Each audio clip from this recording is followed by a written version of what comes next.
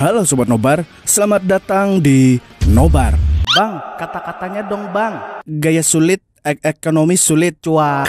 Kembali lagi bersama saya Tobi, yang kali ini akan membawakan film seru lagi berjudul Overrun yang dirilis pada tahun 2021. Menceritakan tentang seorang mantan tentara pasukan khusus yang dijebak menjadi pelaku pembunuhan oleh seorang bos gangster. Selain itu, adiknya juga diculik. Namun menyelamatkan sang adik tidaklah mudah karena dia tidak hanya berhadapan dengan para gangster, tetapi juga para pembunuh bayaran yang dikirim untuk menangkapnya. Wah, repot. Bagaimanakah kelanjutannya? So, tanpa berlama-lama lagi, siapkan mata, telinga, dan anu-anuan kalian semua. Mari kita nobar dan inilah Overrun.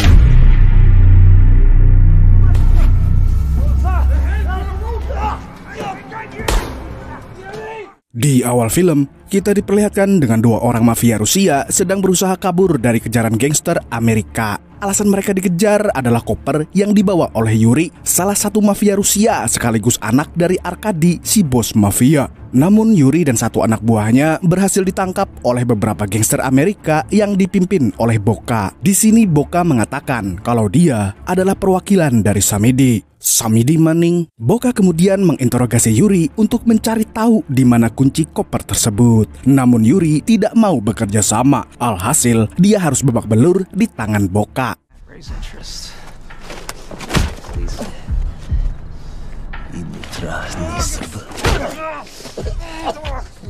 Lalu Boka kembali bertanya di mana kunci koper itu. Dan lagi-lagi Yuri tidak mau menjawabnya.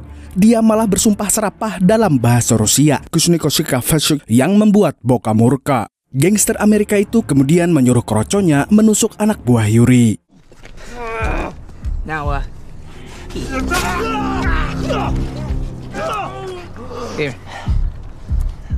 Setelah itu, Boka pun menggeledah jas milik Yuri dan menemukan sebuah kunci. Dia langsung menyuruh salah satu kroconya untuk membuka koper itu. Namun tiba-tiba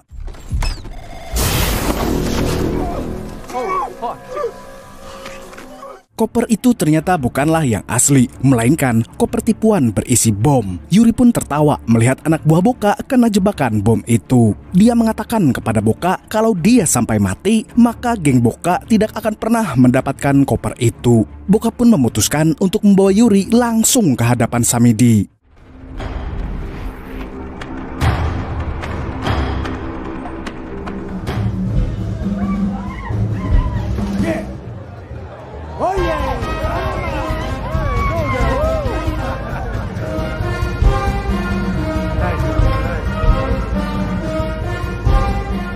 Kemudian scene berpindah ke sebuah bar di mana Samedi sedang bersantai ria di sana.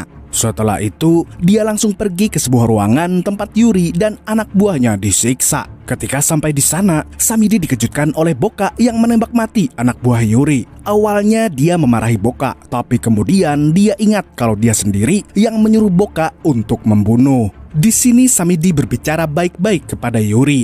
Dia mengatakan kalau koper itu adalah miliknya karena Yuri dan dia telah membuat kesepakatan. Dan kesepakatan itu adalah jika Yuri kalah judi di kasino milik Samedi, maka dia harus membayar sejumlah uang. Namun alih-alih membayar, Yuri malah membawa kabur uang tersebut dan menyembunyikannya. Selain itu, Yuri juga masih sempat menghina Samedi walaupun dirinya sedang disiksa. What?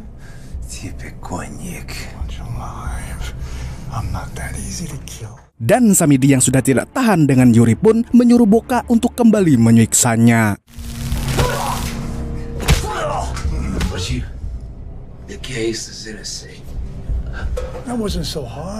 Setelah mulai kelelahan, Yuri pun menyerah dan akhirnya memberitahu tempat di mana koper itu disimpan. Namun koper itu ada di sebuah brankas yang kuat, sehingga walaupun Samedi berhasil mengalahkan semua penjaga, dia tidak akan bisa membuka brankasnya. Mendengar itu, Samedi pun tampak sedikit geram kepada Yuri. Dia kemudian memerintahkan anak buahnya untuk membuang jasad anak buah Yuri, lalu membuatnya seolah-olah korban perampokan. Yuri kemudian menagih janji Samedi yang akan melepaskannya kalau dia berkata jujur. Namun dengan liciknya, Samedi berkilah kalau dia tidak pernah berjanji.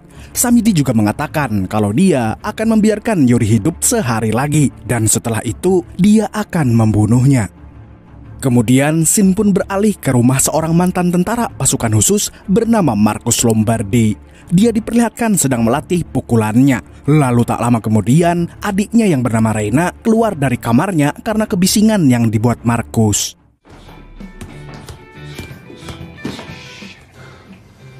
Sorry. No free food. Who said anything about free food? You know, Mom would be rolling in her grave. Di sini dijelaskan kalau Marcus adalah seorang pria madesu alias masa depan suram. Semenjak pensiun dari militer, dia kesulitan mencari pekerjaan, sehingga dia rela melakukan apapun demi bertahan hidup. Namun terlihat jelas kalau Reina tidak suka Marcus bekerja kepada gangster. Sementara itu, Detektif Walsh dan Detektif Black sedang menginvestigasi mayat dari anak buah Yuri yang dibuang di pinggir jalan. Namun sejak pertama kali melihatnya, Black tahu kalau jasad itu dibuang dari suatu tempat dan bukan merupakan perampokan.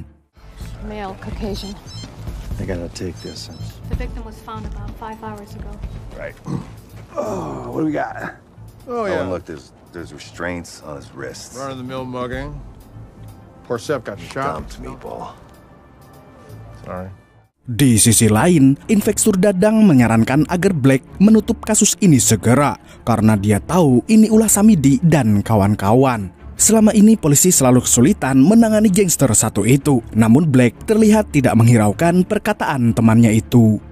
Sin berpindah ke bar milik Samedi, di mana Marcus baru saja tiba di situ. Dia langsung menemui Samedi untuk menanyakan pekerjaan macam apa yang akan dia lakukan. Namun setelah mendengar bahwa dia harus memecahkan kode brankas dan melawan puluhan penjaga, Marcus sedikit ragu. Menurutnya ini adalah misi bunuh diri. Tapi kemudian Samedi mengungkit masa lalu di mana dia menyelamatkan hidup Marcus ketika rekan-rekan di militer mengkhianatinya. Selain itu, Samedi juga mengancam akan membawa adiknya kalau Marcus menolak. Karena tidak punya pilihan, Marcus pun akhirnya menerima pekerjaan tersebut. Di sisi lain, Black dan Walsh sedang menuju ke restoran favorit Walsh, yang ternyata salah satu pelayannya adalah Reina. Di sini terlihat Black dan Reina sudah saling kenal. Namun Reina tampak tidak senang dengan keberadaan detektif itu. Black kemudian menghampiri Reina di dapur dan meminta maaf karena telah memanfaatkannya dulu. How did you find me? Coincidence. You think you're special. You used me to get to Ray. And then you left me there. Man, I'm sorry. Dan ternyata Reina pernah dijadikan umpan untuk menjebak Samidi waktu itu. Sin kembali beralih ke Marcus di mana dia sedang membujuk teman hackernya yang bernama Augie. Meski awalnya menolak, pada akhirnya Augie mau membantu Marcus dalam menerobos keamanan gedung milik mafia Rusia serta memberinya sebuah alat untuk meretas kode brankas.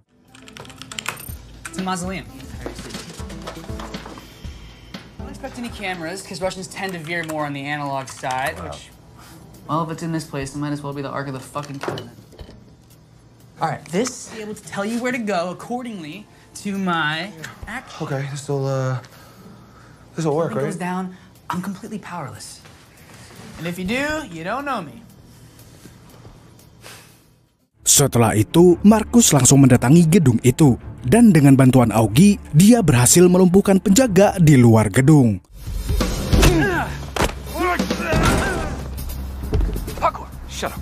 Lalu Marcus mengambil kunci akses masuk ke dalam gedung dan kembali melumpuhkan salah satu penjaga tanpa menimbulkan keributan. Wait here.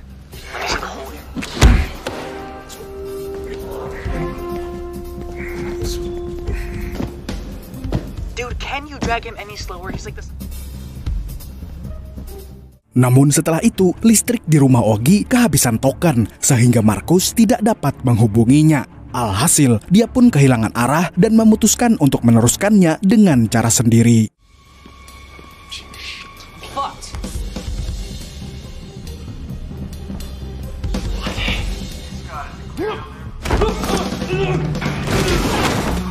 Come on. Okay, I found the safe. Tapi ketika brankasnya sudah ketemu, Marcus malah ketahuan oleh salah seorang penjaga. Mau tidak mau, Marcus pun langsung menghajar penjaga tersebut. You hear me? I thought I lost you there for a second. What? Come on, Marcus. Got it. Selagi Markus melawan si penjaga, listrik di rumah Augie kembali menyala. Dia pun langsung membantu Markus memecahkan kode brankas itu setelah si penjaga dilumpuhkan. Dan koper yang dicari Samidi pun berhasil ditemukan. Setelah berhasil membawa koper itu, Markus disuruh untuk mengantarkannya ke sebuah pabrik dan utusan Samidi akan mengambilnya di sana.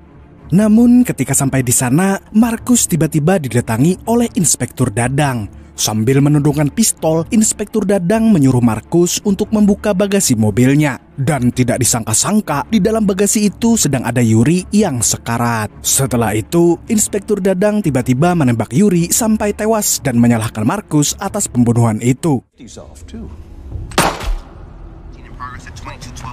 32 responding. Prints are all over this car. And there's a bullet. Saint. And hey, it's nothing personal. Di sini dijelaskan kalau Inspektur Dadang bersekongkol dengan Samidi untuk menjebak Markus. Hal itu dilakukan agar Arkadi si mafia Rusia tidak balas dendam ke Samidi, melainkan akan balas dendam dan memburu Markus. Markus yang tidak terima dengan perlakuan itu pun langsung membalikan keadaan.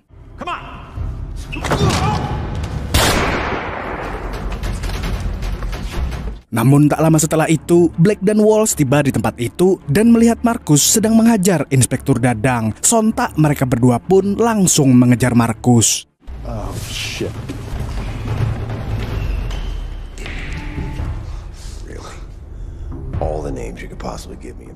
Dan ketika Black berhasil menemukannya, Markus mencoba membela diri dengan mengatakan bahwa Inspektur Dadang adalah polisi korup. Tapi Black yang merupakan teman dekat Pak Tua itu pun tidak percaya dengan omongan Markus. Karena mulai frustasi, Markus pun terpaksa membalikan keadaan lagi.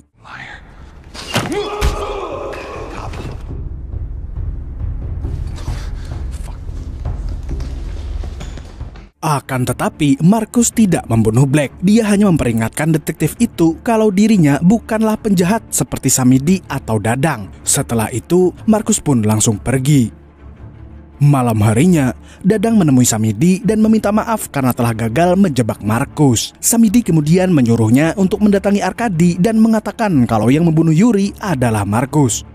Dan keesokan harinya, anak buah Samidi mendatangi rumah Markus dan menculik Reina. Sementara itu, Dadang mengunjungi markas mafia Rusia di mana Arkadi sedang menyantap makanannya. Dadang langsung terus terang mengatakan kalau Yuri telah tewas. Arkadi pun terkejut mendengar hal itu dan langsung meminta nama. Dadang pun kemudian menulis nama Markus di sebuah kertas. Dan setelah Dadang pergi, Arkadi memerintahkan anak buahnya untuk menghubungi para pembunuh bayaran. Mereka akan ditugaskan menangkap Markus dengan imbalan $1 juta jika Markus mati dan $2 juta jika Markus berhasil ditangkap hidup-hidup.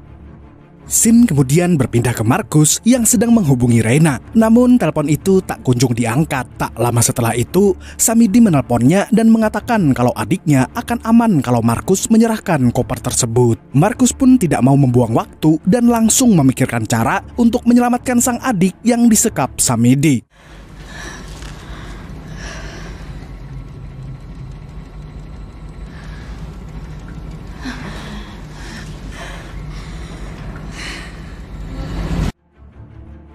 Markus kemudian mendatangi Augie lagi. Namun karena Augie tidak mau ikut-ikutan, dia menolak untuk membantu Markus. Tapi keputusannya berubah ketika Markus berhasil mendobrak pintu rumahnya dengan sangat mudah. Di sini Augie menjelaskan kalau Arkadi sedang membuka sayembara untuk menangkap Markus. Dan salah satu peserta yang ikut sayembara itu adalah seorang pembunuh bayaran bernama Grey. Dia adalah seorang wanita yang sangat brutal dan sangat mematikan. Selain itu, ada juga Upin dan Ipin yang terkenal efektif walau tingkah mereka sangat konyol. Tidak hanya itu, seorang pembunuh bayaran legendaris bernama Phoenix juga mengikuti sayembara itu. Namun meskipun tahu bahwa dirinya dalam bahaya, Markus akan tetap menyelamatkan Reina.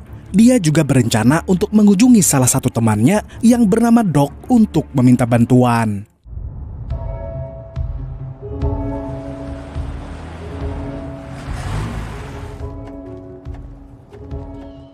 Sesampainya di rumah Doc, Markus langsung meminjam handphone untuk menelpon Black. Dia mengatakan kalau dia mau bekerja sama asalkan Black percaya kepadanya. What do you want, Marcus? Listen. Oh, don't act like you give a shit about it all of a sudden. Oh, that's bullshit, Marcus. I'm yours to take in. Okay, Marcus.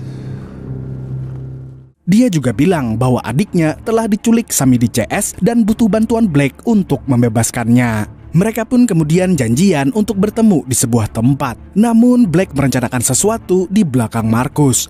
Dia melibatkan Inspektur Dadang, Walls, dan 2 opsir bernama Locke dan Burke. Dia ingin mereka ikut bersamanya menemui Marcus. Keesokan harinya, Marcus pun bertemu dengan Black dan kawan-kawan. Di sisi lain, Doc mengawasi CCTV dari kejauhan dan mengatakan kalau Grace si pembunuh bayaran sudah berada di sana. Dan untuk mempersingkat waktu, Marcus pun langsung menunjukkan koper milik Samidi kepada Black dan meminta Locke untuk memborgol tangannya ke koper agar aman. Setelah itu, Locke dan Burke pergi ke kantor bersama Inspektur Dadang. Sementara itu, Marcus menyerahkan dirinya kepada Black. Namun saat dia hendak diborgol, tiba-tiba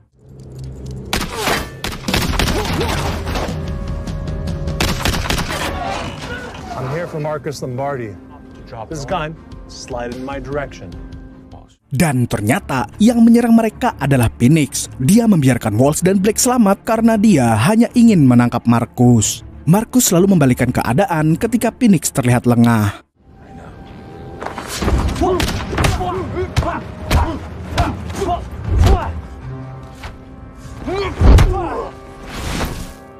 Namun pembunuh itu sangat kuat dan sulit untuk dijatuhkan. Marcus pun tidak mau kalah. Dia akhirnya mengeluarkan jurus pamacan warisan Abah Asep.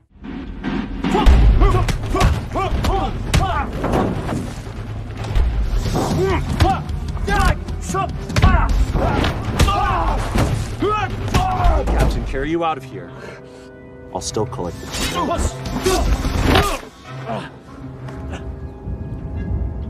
I'm a little disappointed. Dan Marcus pun berhasil mengalahkan Phoenix. Sementara itu, Walls berhasil menyelamatkan Black yang tertimpa reruntuhan. Scene kemudian berpindah ke sebuah tempat di mana Dadang CS sedang berada. Mereka sudah ditunggu oleh Boka. Just in case you couldn't come through. Namun tak diduga-duga, Burke berkhianat dan menembak Locke hingga tewas. Tak hanya itu, Burke juga menembak Dadang saat itu juga. I got this. For you. But it's also a little personal.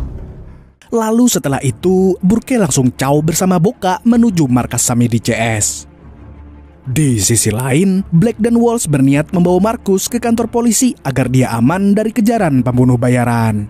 Namun nyatanya, Grace sudah tahu keberadaan Doc dan akan menggunakannya sebagai umpan untuk mendapatkan Marcus.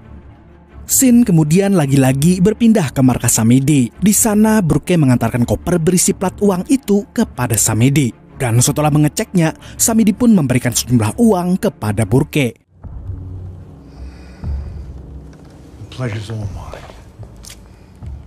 Namun ketika Burke sedang menghitung uangnya, tiba-tiba Samidi menusuknya dengan pisau.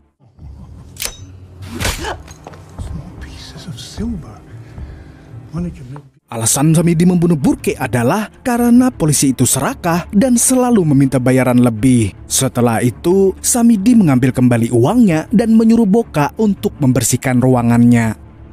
Scene kembali beralih ke tempat Marcus di mana Gray menyandar Doc untuk mendapatkannya. Akhirnya Marcus pun meminta Gray melepaskan Doc dan dia akan menyerahkan diri. Selain itu, dia juga meminta Black dan Walls pergi ke rumah Doc untuk berjaga-jaga. Dan Marcus pun siap bertarung dengan Gray. Namun saat mereka sudah memasang kuda-kuda, tiba-tiba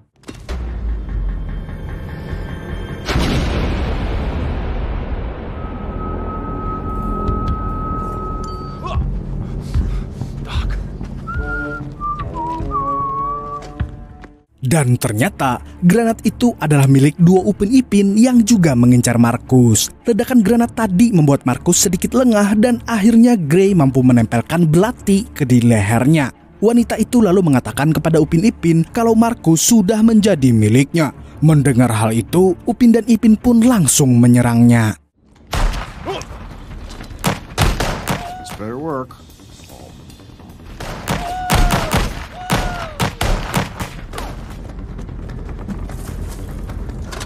Time now, Doc.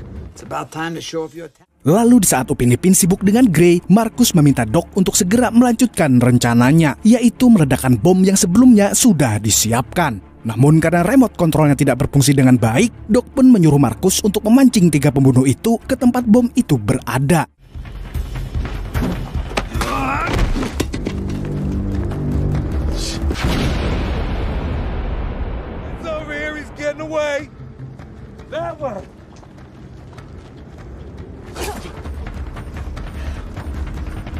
Come on, Walt.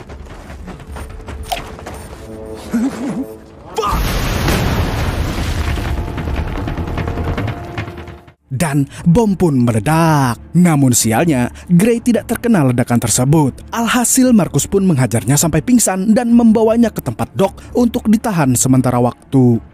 Markus bersama Black dan Walsh pun pergi setelah itu. Dan di tengah perjalanan, mereka menemukan Dadang yang sedang sekarat. Dia kemudian memberitahu semuanya kepada Black dan meminta maaf karena telah bersekongkol dengan Samidi. Dadang juga memberitahu keberadaan Reina kepada Markus. Tanpa pikir panjang, Markus segera tancap gas untuk menyelamatkan adiknya. Sementara itu, Gray berhasil kabur dari tempat Doc selagi laki-laki itu buang hajat di kakus belakang rumah. Dia juga langsung tahu keberadaan Markus karena sempat menaruh pelacak di pakaiannya. Kemudian scene berpindah ke Markus yang sudah sampai di tujuannya untuk menyelamatkan Reina. Di sana dia langsung menghajar salah satu penjaga yang menghalanginya. Manny. It's just me, man. It's just... You wanna my family? Dan ketika masuk ke dalam gedung itu, Markus sudah ditunggu oleh beberapa anak buah Samidi. Dan tanpa banyak cincong, pergelutan pun terjadi.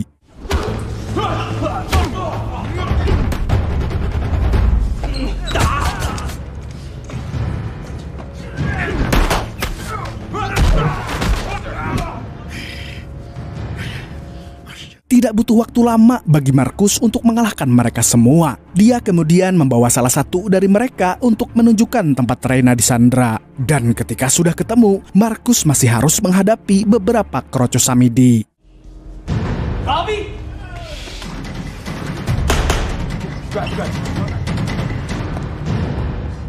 Kemudian Markus menyuruh Reina untuk kabur menggunakan mobilnya. Sedangkan dia akan menghabisi anak buah Samidi yang masih hidup.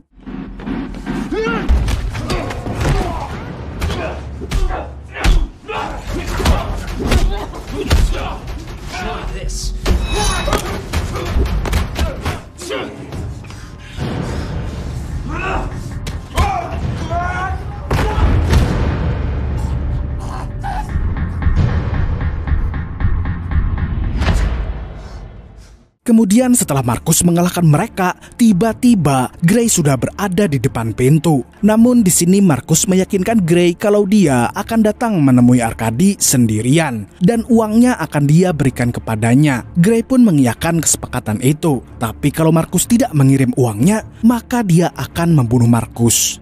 Kemudian scene beralih lagi beralih scene ke markas Samidi di mana Black sudah berada di sana untuk menangkapnya. Namun seolah sedang merencanakan sesuatu, Samidi menyerahkan dirinya tanpa sedikit pun perlawanan. Di sisi lain, Markus mendatangi Arkady seorang diri. Dia memberikan informasi dalam sebuah rekaman yang membuktikan kalau Samidi adalah pelaku pembunuhan Yuri yang sesungguhnya. Play for Yuri. Baron doesn't play well with others. Why might a person have to pay? Is Lombardi alive? True. Barney. Setelah mendengarkan rekaman itu, Arkady pun membayar Markus dengan uang setara dengan hadiah sayembara yang dia adakan. Hal itu karena Markus berhasil membawa dirinya sendiri ke depan Arkady. Di akhir film, Markus membagikan uang itu kepada Augie, Doc, dan Gray. Dan kini, dia hidup normal sepenuhnya bersama sang adik. Dan film pun tamat dengan happy ending. Lah gitu doang as. Film ini mengajarkan kita untuk tidak gampang percaya kepada orang berzodiak Gemini seperti Samidi. Kita hanya akan dimanfaatkan lalu dibuang setelah itu. Lebih baik berteman dengan Aquarius saja. Lah, naskahnya ini Aquarius kayaknya. Segitu dulu untuk hari ini. Saya Tobi mewakili orang-orang yang masih suka pipis di bawah pohon pisang mengucapkan sampai jumpa di video selanjutnya dan kamsya. Assalamualaikum warahmatullahi wabarakatuh. Cuak.